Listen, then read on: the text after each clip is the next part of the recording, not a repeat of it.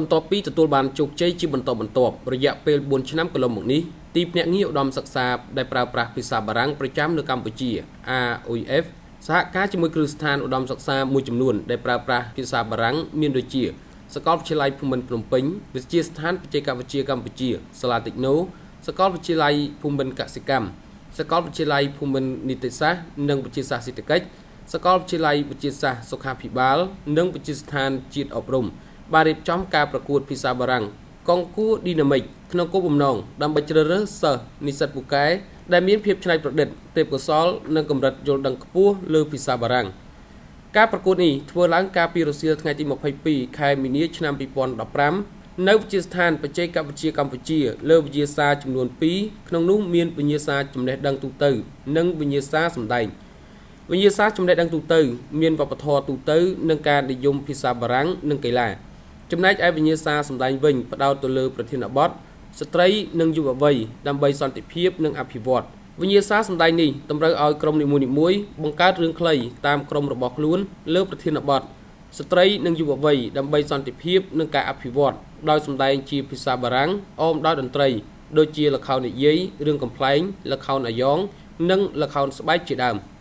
តាក់ទងទៅនឹងការធ្លាក់ចុះនៃភាសាបារាំងនិងអ្នកប្រើប្រាស់ភាសាបារាំងលោក Alex Bray ប្រធានការិយាល័យឧត្តមសិក្សាប្រើប្រាស់ភាសាបារាំងប្រចាំនៅកម្ពុជាបានឲ្យដឹងថា À mon avis, la première impression c'est qu'il y a eu une régression. ជាទូទៅភាសាបារាំងនិងអ្នកប្រើប្រាស់ភាសាបារាំងនៅកម្ពុជាត្រូវបានគេមើលឃើញមានការធ្លាក់ចុះបន្តិចមែនតែសហគ្រិននិងភ្ញៀវទេសចរដែលប្រើប្រាស់ភាសាបារាំង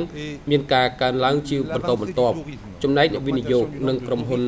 មួយចំនួនទៀតក៏ចង់មកវិនិយោគនៅប្រទេសកម្ពុជាដែរហើយគេក៏ត្រូវការអ្នកចេះភាសាបារាំងច្រើនជាងមុនដើម្បីបម្រើការងារក្នុងក្រុមហ៊ុនរបស់គេដូចគ្នាដែរ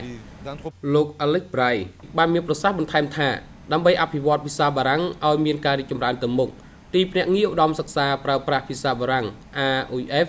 នឹងធ្វើការអភិវឌ្ឍនិងបណ្ដុះបណ្ដាលធនធានមនុស្សនៅថ្នាក់កម្រិតឧត្តមសិក្សាជាភាសាបារាំងតាមរយៈភ្នាក់ងារឧត្តមសិក្សាប្រើប្រាស់ភាសាបារាំង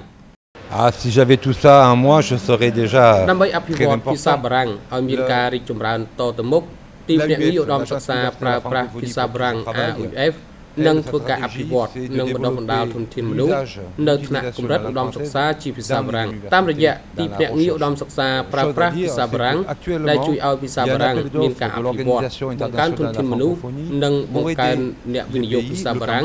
និងប្រើប្រាស់ភាសាបារាំងម្យ៉ាងវិញទៀត AOIF នឹងជួយបណ្ដុះបណ្ដាលផ្នែកធនធានមនុស្សបន្ថែមទៀតដល់មន្ត្រីបុគ្គលិករបស់ស្ថាប័នកម្ពុជានិងស្ថាប័នផ្សេងៗទៀតដើម្បីឲ្យមន្ត្រីទាំងនោះអាចប្រស្រ័យទាក់ទងជាមួយសហការីរបស់ខ្លួននៅតាមបណ្ដាប្រទេសដែលប្រើភាសាបារាំងនិងសមាជិកដទៃទៀត